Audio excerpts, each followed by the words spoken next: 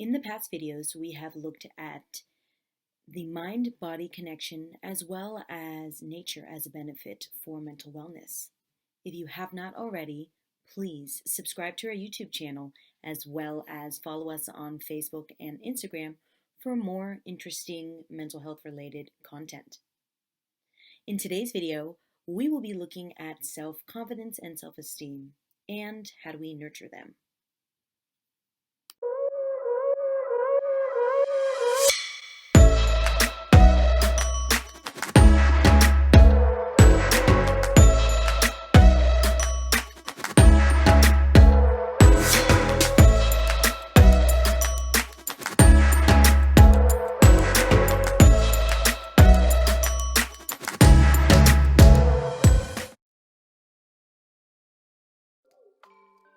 Good morning, all. My name is Pauline Joe of Larty Wellness Group. And in this morning's discussion, I wanted to look at what are the differences between self-confidence and self-esteem. What prompted me to think about this was I saw in one of my therapist groups on Facebook, like this discussion, and how do we discuss this with our clients? So to start off with, I'm wondering if anyone has a definition of self-confidence or self-esteem.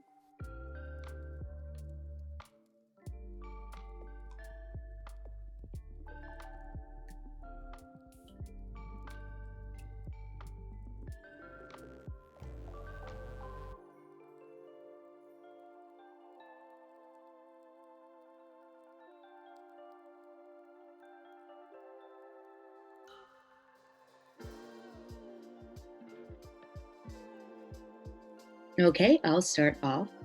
And so without myself looking at the definition, my best guess or the best way to explain it is self-esteem is more about your overall worth versus self-confidence is like your belief in how you're able to actually do something. Does anybody think differently? Maybe I'm wrong. What do you guys think? This is Yvonne. Good morning, Pauline Joe. Good to be here today. For me, I guess I see self-esteem as how you value yourself, how you see yourself, and also your worth, as you said. Confidence, I look at that as something based upon your abilities. And then regarding like external things as well as internal, what you're able to accomplish, the things that you're skilled at, those kinds of things. So I would think mostly built around your abilities.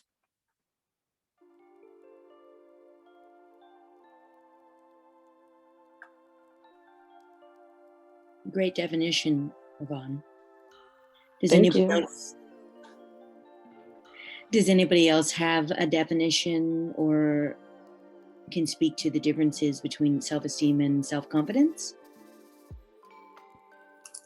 Yeah, I definitely agree with what Yvonne said. Like the confidence is more related about like the one's abilities, like how much faith and how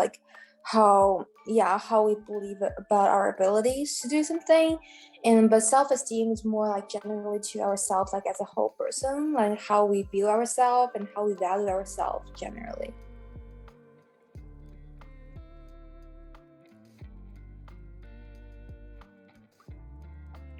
Thank you, Xiao. Yu Yang, would there be anything else that you'd add to Yvonne or Xiao's definitions? Yeah, I agree with both of you guys just talk about, and I think self-esteem also conclude the part of self-love and how you just accept yourself and love yourself, and something related to that. And for the self-confidence, I think it's just basically based on the abilities, skills, and your competence, something like that.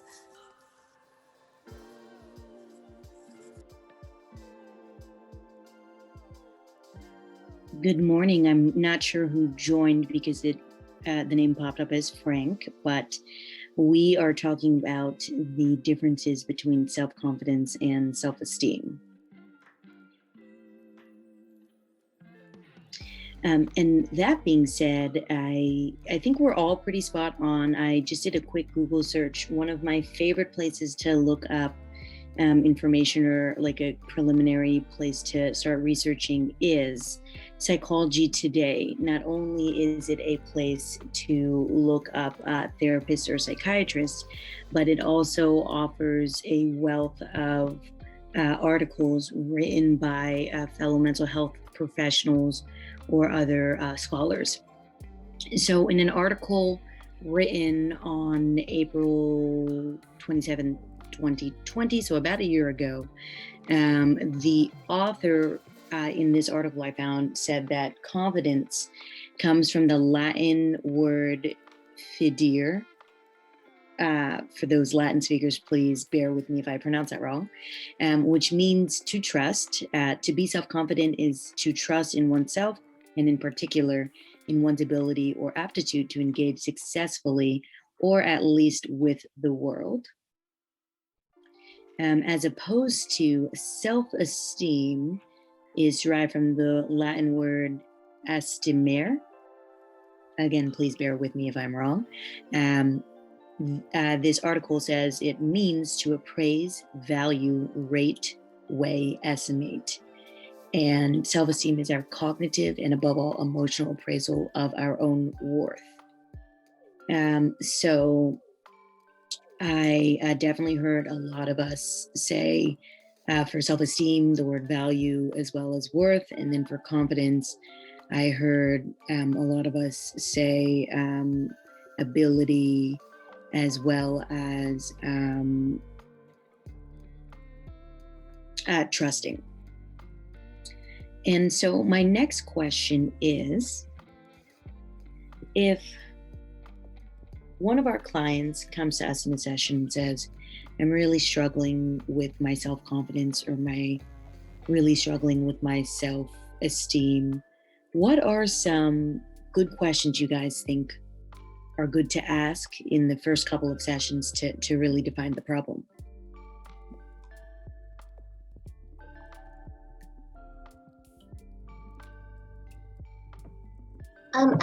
I would ask the client to tell me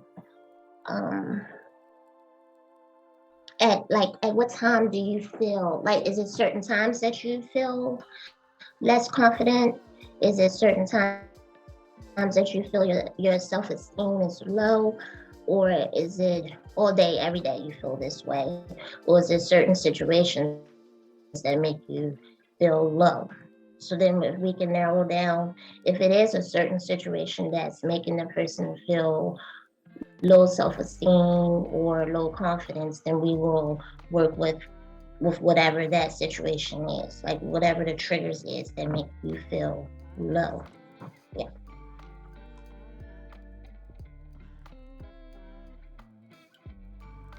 Thank you so much. And I didn't hear you introduce yourself, but I'm guessing this is Shanine.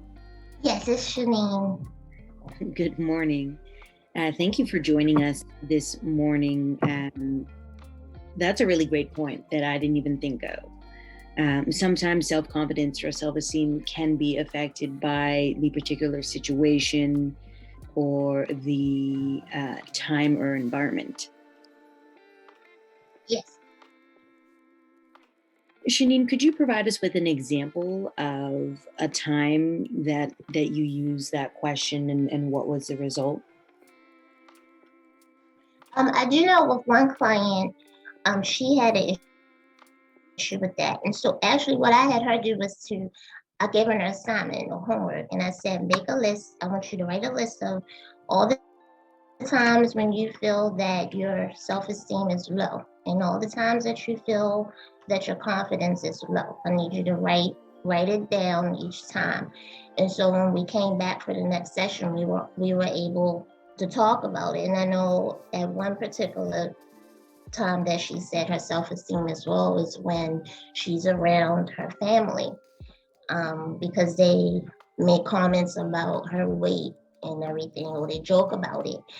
And so from that, and so now from that situation, we're working on now how to approach these certain family members and to let them know, like, your comments is bothering me, your comments is making my self-esteem low. So now we're working on that. How can she approach these people? And then once she's able to do that, we believe that they will stop doing it, and then that will decrease her having this low self-esteem about how she looks.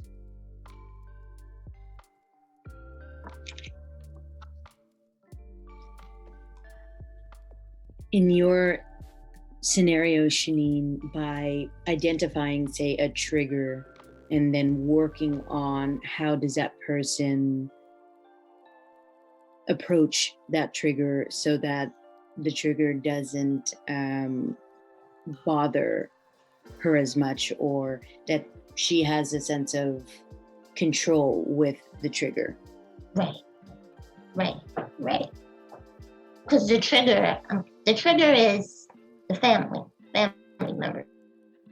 That would be the trigger, and the actions of the family members. That's the trigger.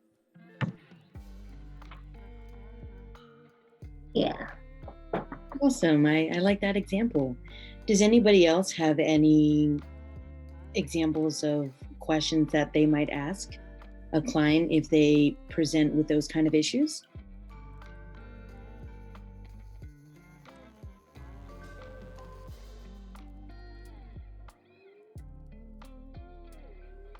This is Yvonne.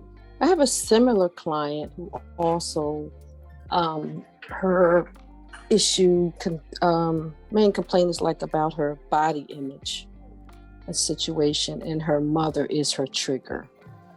And so we have talked more about assertiveness, being able to tell her mother that makes her uncomfortable, and that her talking about her body makes her judge herself, because she does value her mother's, excuse me, my throat's a little dry. She does value her mother's opinions, but she's had to assert and say, Mom, when you do that, I feel a certain way.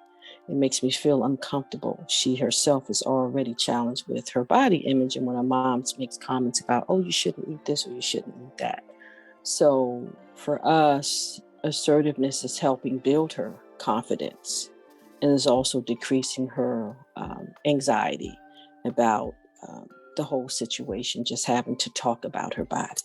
So yes, absolutely. I think that's really important, to be able to communicate assertively in those situations where you know that it's causing you to feel anxiety or challenge with sharing with others how uncomfortable things are making you feel without feeling guilty.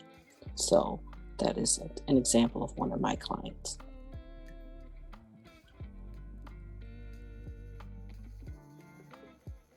Wow, Yvonne, what a powerful example of self-esteem issues that our clients can present. I definitely think there is a huge association with body image and self-esteem and overall self-worth. I'm wondering, does anybody else have examples or questions that they may bring into a session if someone presents with or reports those kind of issues?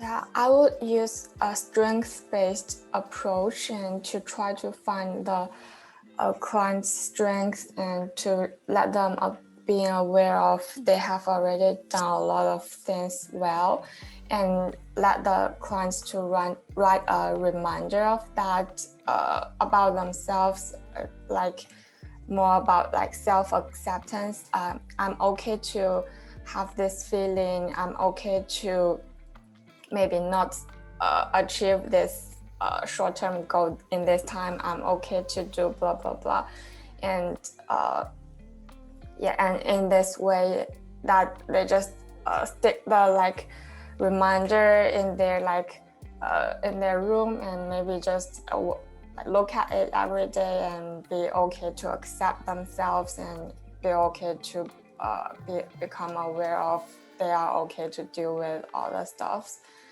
in their daily life.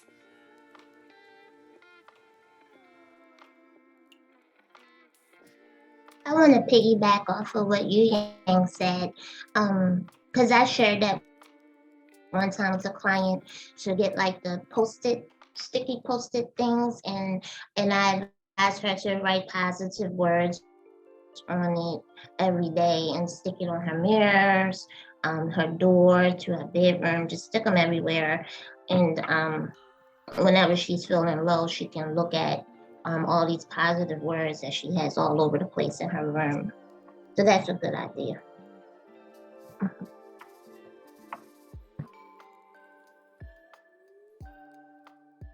To piggy back off of Yu Yang as well, and thank you, Shanine. I'm hearing that a big thing is to teach our clients the coping mechanism of affirmations. And so we can't always control, actually, in fact, we really can't ever control, what other people say, what other people think, how other people will react, but we can control our own affirmations. And affirmations, to go more in depth, are almost like reminders. And it's the affirmations that sometimes we yearn from other people, which is nice, but we actually have so much power within ourselves to be able to affirm ourselves and say, whatever it is that we want to say lovingly to ourselves. Xiao, I wasn't sure if you had something to say. I saw you unmute yourself. Yeah, basically, like what I say is very similar to what Yu Yang said, and like it's a strengths-based focus.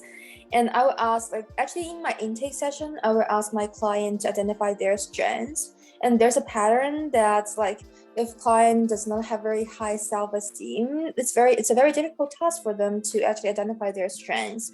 So, and a lot of times, like if they do not have a very high self-esteem, but they kind of have high self-confidence level for their schoolwork performance or like work performance, a lot of like their strengths are actually related to their abilities, but instead of as they describes themselves a very lovable person, worse.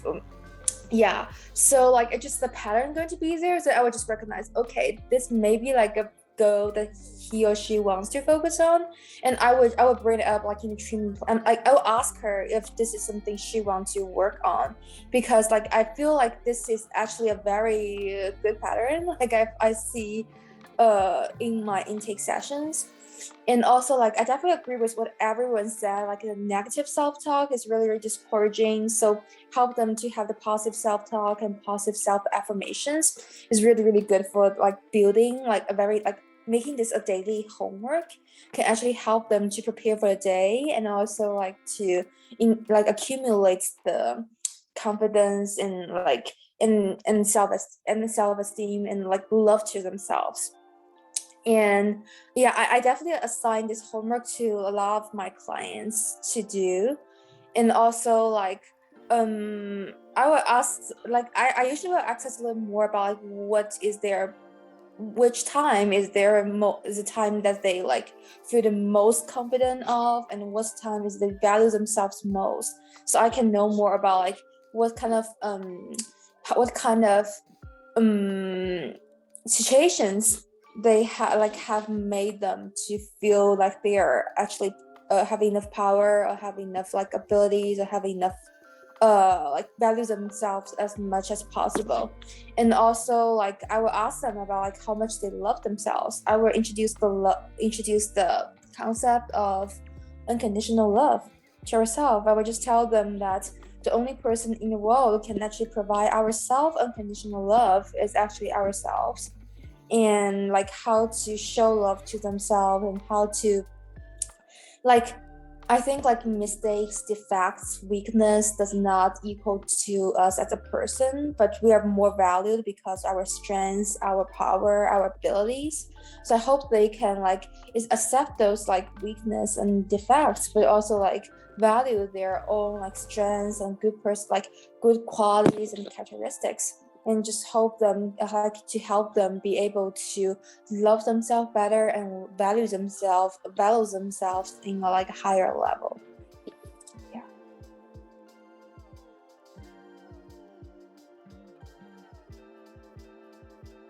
Xiao, thank you for reminding us that a huge thing of what we do, one at Large Wellness, but as well just overall as helping professionals, is we do teach our clients, or we do encourage our clients to practice ways of self-love.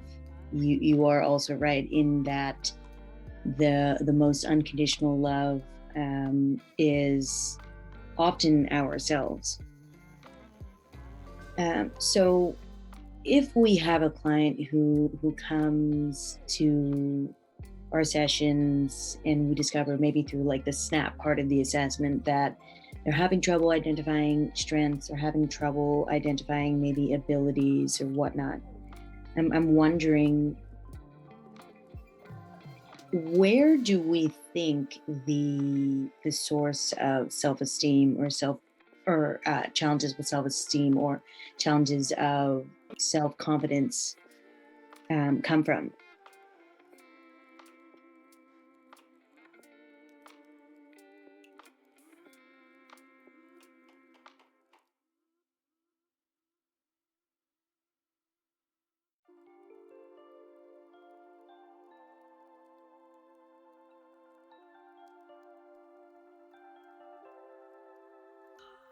I'm sorry, Pauline. Did you say where does the challenge come from? Like, where does, like, so when we look at Erik Erikson's like stages of development, we Okay. are not born with Mm-hmm. a lack of self-confidence or lack of self-esteem, but Mm-hmm. eventually over time that can happen. And so I'm wondering, in your guys' opinion, where maybe it starts or where maybe the root is. Mm-hmm. Mm-hmm. Okay, that's what I was thinking. Okay, so for me, I think it relates directly to attachment style. So I think as a child, for example, I know someone growing up whose mother told her as a child, all the way up until adulthood, that she was stupid. So therefore, psychologically, it was ingrained in her that she was stupid. So her actions conveyed that. She made a lot of mistakes in her life, although I knew she was capable of so much more, and not talking so negatively about herself. And so, she would just have those automatic negative thoughts. Oh, I knew something bad was going to happen. Oh, I made a mistake again, and things like that. And her mother would directly tell her to her face, "You're always doing something stupid." So I think that connection she had with her mom was always saying I'm stupid played out in her life, because you get your secure attachment supposed to come from the person who cares for you, whoever that may be, whether it be your mother, father, whomever, and your self-esteem and all that comes from there. And that's, I would say, most of the time. Sometimes it comes from other things too, but I think that plays a huge role in it. So if you have a insecure attachment style, or your confidence is low based upon what your mother said, oftentimes that will play out in your life. And it can be changed, but it takes work to remove those negative thoughts and change them into more affirming things, and starting to build your self-esteem, because recognizing that self-esteem and self-confidence don't always go hand in hand. because it's possible to be highly confident and yet have a profound low self-esteem. So I think attachment styles plays a huge role in it. How you were raised, what was said to you, how you were treated, things like that. I think that plays a huge role in it.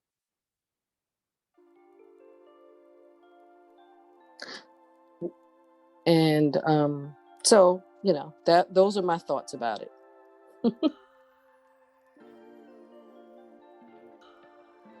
Well, Yvonne, I'm not sure if you can see my reaction in that little square earlier, but that makes so much sense. Our parents or our guardians are our first people who we learn from and who we learn attachment styles from. So when we, as humans, when we feel that our parents don't believe in us, they don't love us or whatnot, that can definitely create a lot of self-esteem issues. And I appreciate you saying that, yes, self-esteem and self-confidence are not necessarily always married. Sometimes they can be two separate entities. To kind of piggyback off of what you said, I like to also look at narrative therapy. So when a client to me presents issues of self-esteem or self-confidence issues, I like to kind of, and they can't identify, okay, where does that come from? Oh, I don't know, or I've been this way, but not really sure. I try to kind of ask them different questions about the different stages of their life. And I try to see, what happened. And based on what happened, that helps me understand some of those core beliefs, right? So when we understand the core beliefs, then we can go ahead and build and, change those thoughts, whether that be, replacing them with positive thoughts, affirmations, thinking of a completely different thought or whatnot. In an example of, say, self-esteem or self-worth, without me getting too deep into it, I have kind of been thinking back.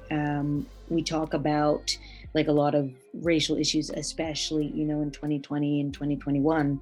And for instance, myself as an Asian American, I remember being in a non-Asian dominated school. I was really proud as a little girl that I knew my parents' native language, and I came to school speaking it one day. And I remember the teacher saying very firmly and very just, it wasn't gentle, it was just really harsh. She was we speak English here and that's all we speak. And I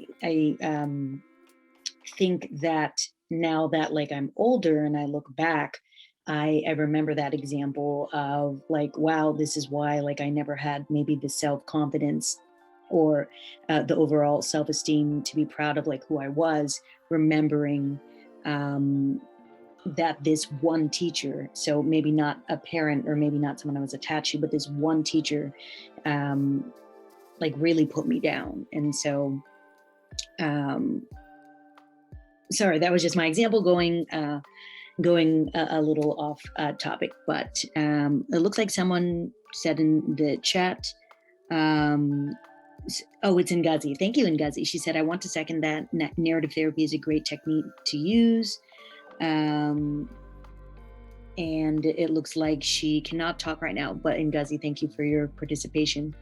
Does anybody else have any thoughts on what approaches we could use or how we can get to the root of the self-esteem or the self-confidence issue?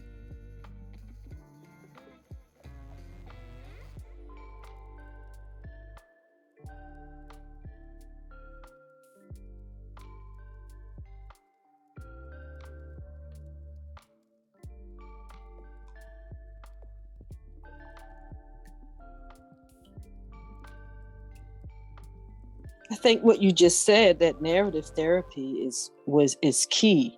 I think that's a great example. That would be a great way to get to that and to help the client with that by talking through it and talking about the experiences that they had. And that would really kind of pinpoint as to where it kind of generated from in the first place.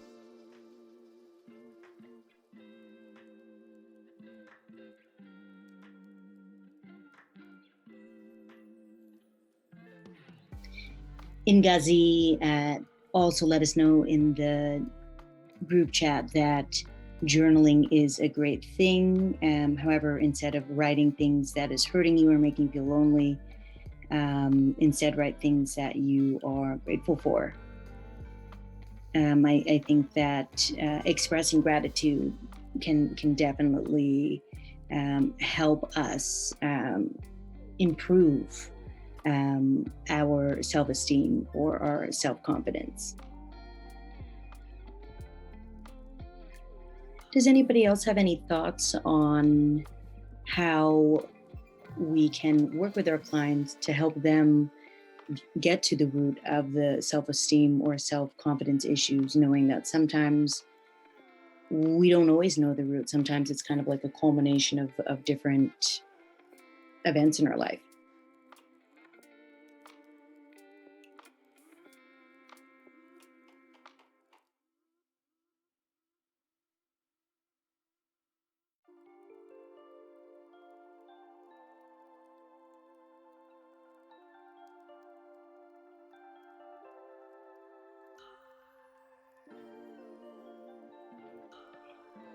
That's okay if no one has anything else to add.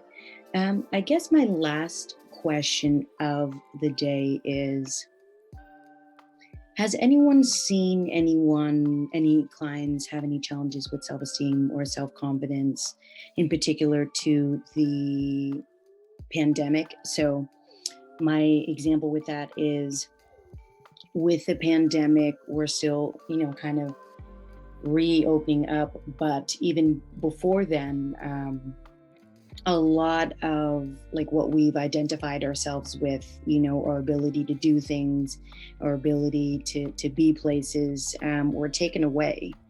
And so all that has been left for most of us is, being at home, being in our thoughts, kind of like trying to think of, what we can do. And so I'm wondering if anyone has seen anyone struggle with self-esteem or self-confidence in the pandemic, and how they've helped their client reframe their thoughts or cope with what's been going on.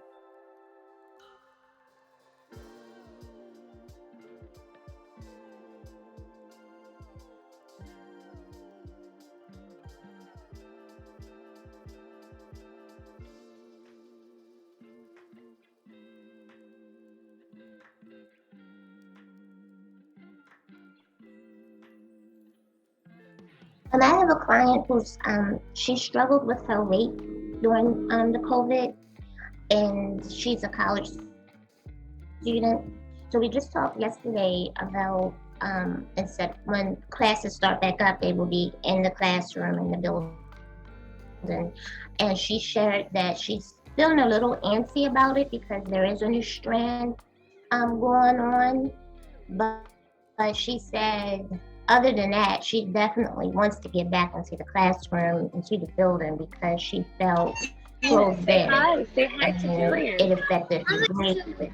And it also made her weight. Mm-hmm. So sorry, Ngazi. I apologize, Ngazi. I'm not sure if you accidentally. Oh yeah. Sorry. It's okay. Shanine, would you mind backing up about 3 sentences ago? Okay. Well, she shared with me in the session yesterday that classes will resume back in the building for college students, but she's feeling a little antsy about it because there's a new strand going right now. But she said, other than that, she's definitely going to be up in that classroom because she didn't do too good last year academically or her self-esteem was low and her confidence because she put on a lot of weight. She said that she needs to get out of the house, like it's a must. And um, she said she'll just continue wearing her mask because she can't do it again, being stuck in the house like that.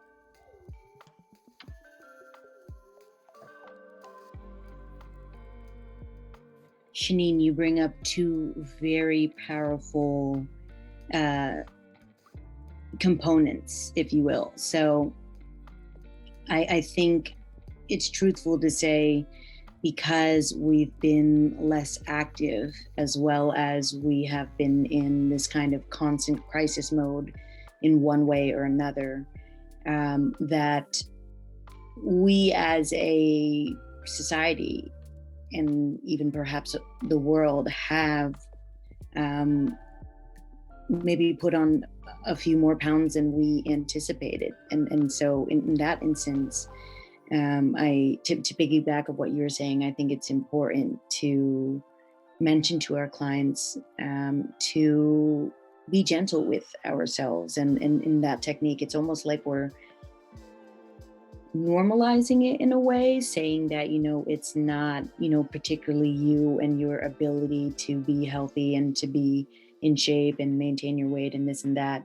It's kind of, again, something that we've all experienced. And so, for instance, food is a huge comfort for a lot of people, when things go wrong. And so to remind our clients that, this is kind of a normal thing that has happened to us as a society. It's not particularly you, I think, would be a good technique. And then you also mentioned that her self-confidence just in academics has been affected. I think that's true for a lot of people. We traditionally, as humans, for many, many, many years, have been taught how to learn in the classroom. Now, granted, online learning, like I finished my entire master's in an online setting. So being in the pandemic, the only thing that really changed for me was just like the due dates were like all over the place. They weren't as like organized. But other than that, like I was so used to it, but I was able to be compassionate to my fellow students who weren't in an online setting to be finally in an online setting, that it's really hard. It's a completely just different format and a way of learning and a way of having self-discipline. So I've kind of brought that back into my sessions with my clients, letting them know that, online learning is hard. And it's not for everyone. So if, say, you didn't do well in the past year in academics, it's probably, again, not you. It's been very difficult for a lot of students, attention-wise, interest-wise, as well as the ability to just, properly soak in all that information. That being said, does anybody else have any thoughts on self-esteem, self-confidence, and how it's been affected by the pandemic, as well as how do we help our clients?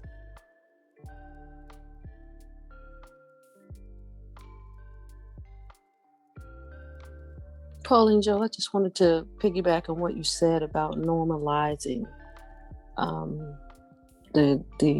there are challenges of what it's like being in this environment, and learning online, because I work with college students, and it's extremely difficult to all of a sudden have to be detached from the connection that you had with your teachers, the other students within the class, and having to be alone and trying to figure out how to navigate such a challenging situation, but also realizing that we're all in the same boat, trying to figure this out and what to do and trying to have balance.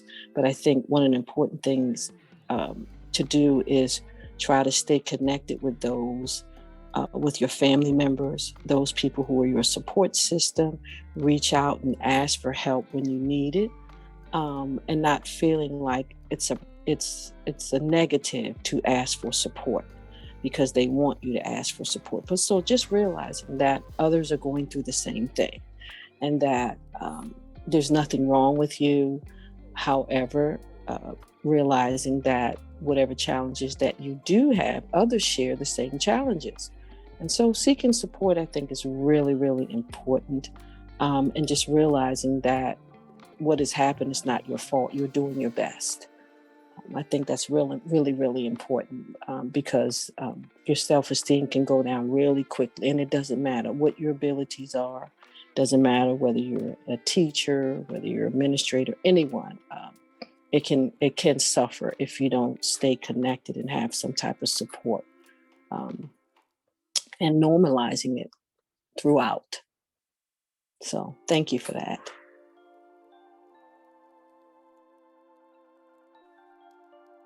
Vaughn, that's a great reminder that even I just didn't think of for a second. But in, again, this situation where this is not our fault, we're all trying to figure it out, and there's still so much that we don't know, it's important that we feel that we can lean on others for support.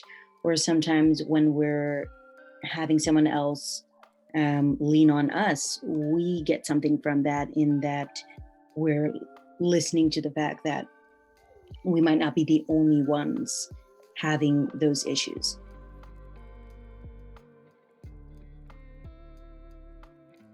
Does anybody else have any final thoughts or comments on this? I just wanted to share real quick and also ask, do anyone have any clients that feel like the COVID and everything is their normal? Like they don't want to go back out into the world. They don't want to go back out into the classroom or the work office or anything. They're good. They, being stuck in the house and working from home, not having to face people in the classroom, like they're fine with that. Where you have some people, it's like, I gotta get out of this house, or I need to get back around other people.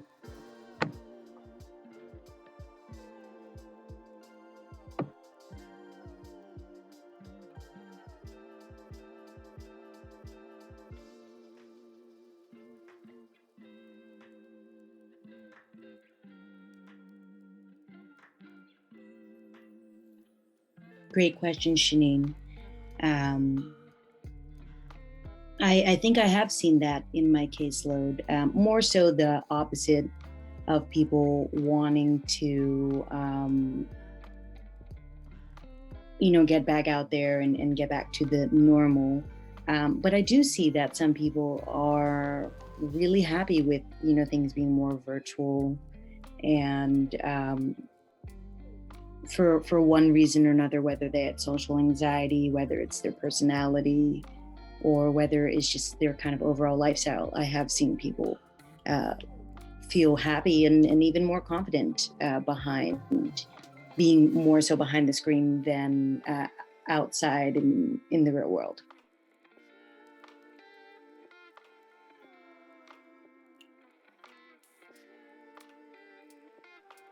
Yeah, for me, I think my clients, I think it's a little bit of both. Some are happy being at home, virtual. Some want to get back out because of whatever their mental health concerns are. Like if you're depressed, that person may need more activity, may need more interaction with other people. It may be very daunting for them to figure out how to survive in this environment of having to, if they had to stay home constantly and not be around other people. I think it makes them go more inward. But I think it just depends on what their challenges are, and the type of work that they do as well. So, yeah, just trying to, I think everyone, again, I said, I think we're all in the same boat. I just think it depends on what your needs are and what's most beneficial.